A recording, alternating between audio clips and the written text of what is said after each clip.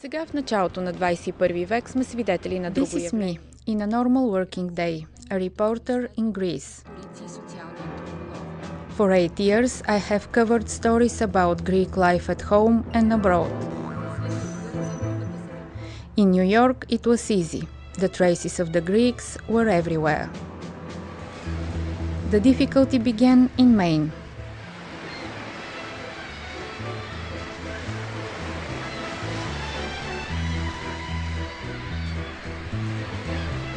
According to 2000 US Census, 96.4% of the people in Maine are Anglo-Saxons.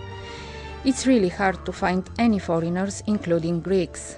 So my quest began. When you are looking for Greek people, the first thing you should do is to go to a Greek restaurant. My stepfather is the one that opened it. It was his idea. Right, yeah. He's in Greece right now. He's in Carboneses. That's where that mural is a picture of. You personally, have you been to Greece? No, I haven't. I'd love to go. Here it's very, very nice. I'd say probably like once a week someone will come in and tell me that they're Greek and ask me questions if I am. And they order mainly gyros. Yes, yeah. That's like one of the main things we sell. Everybody likes those. We had the traditional Greek lunch there, but found no Greeks. As the time was running out, I was desperate. She's having a really hard time finding anybody. At this point, we'll take like second generation Greeks, third generation, honestly, anybody who's like, has a friend that's Greek. So I decided to take action.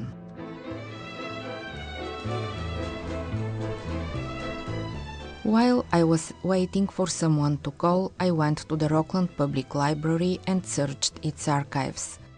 I even talked to the Maine State historian, Earl Shuttleworth, who is an expert in the Greek architecture. All over the country, for a period of 20 to 30 years, the Greek style of architecture was the most popular style of architecture. A lot of times the Greek style architecture was used for public buildings, for courthouses, for city halls, for state houses, where government took place. With no calls coming from the posters, I turned to the church, the second best place to find Greeks. When they came to the crowd, a man approached Jesus and knelt before him. The family legend has it that the reason why my grandfather came or decided to come to the United States was that he had been shot by the Turks, he had been shot by the Bulgarians, and when the Greek Civil War broke out, he was not going to be shot by his own countrymen.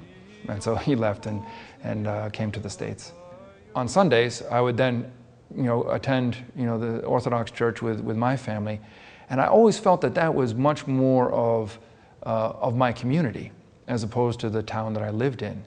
And so that was really, I think that sense of security and just the pervasive emotion and good feeling that existed in the church really was something that I carried forward. My hunger and my thirst for what the Orthodox call theosis, the union of the human with God, is genuine. When I got to being 18 and I began to philosophically question, why what I was doing there, and I really kind of arrogantly thought that this was a community that I could pick and choose to either be a part of or not.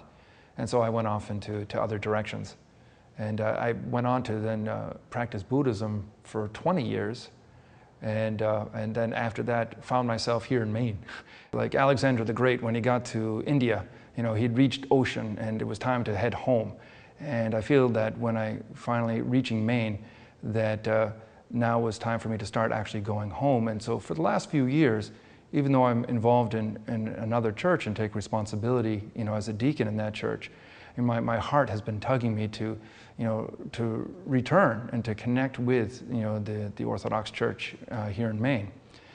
Not surprisingly, Maine is the least diverse of the 50 American states. There are very few African American people here. There are very few Latin American or Hispanic people here. There are very few Asian people here. And so, being Greek here is actually seemingly something that's, something special. And then suddenly we were lucky.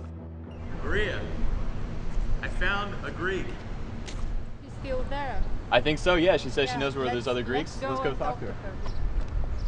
It's very strange to be Greek in a New England culture, too. Right, it is. And what do you do here? What do you work? I'm an aquatherapist. I actually do Zen Shiatsu in 98-degree water. Yeah, it's yeah, I have an acupuncture background, so. My mother actually was in an arranged marriage. She came to the United States when she was 16 and married my father, who was 28. But she didn't even know that until she arrived. When she got to New York City, she found out she was marrying him. Okay. When I turned 17 and met my former husband, I started coming to Maine. And I did that for 15 years, and the past 15 years, I've been living here all year round. I raised my kids here. Do your children speak Greek? No. No. And sadly, actually, I sort of wish that, in a way, I could have raised them a little more in that culture, but I didn't. Meeting George and Kyriaki was fun, but their Greek identity was pale. I wanted something more, and I found it in a place I least expected. In Greece, he says that he is 51% Greek and 49% American. In America, he says he is 51% American and 49% Greek. In Maine media workshops, Konstantin Manus is known as a remarkable photographer. I'm still, like an amateur. I'm still like a beginner. I'm very enthusiastic. I don't do any assignments anymore. I don't work for money. I just work for my pictures. And finally, I met somebody with whom I could speak Greek. Περίεργο. Ναι, δεν είναι. Οι γονείς μου γεννηθήκαν στη Νέα Υόρκη. Και γι' αυτό μιλάμε για γιαγιάδες και παππούδες, ήρθαν από τη Λίμνο, η οικογένεια της μάνας μου, από τη πόλη, όχι, από τη Σμύρνα, η οικογένεια του πατέρα μου. Bill preserves his cultural heritage, but he has one big disadvantage. He is not from Maine.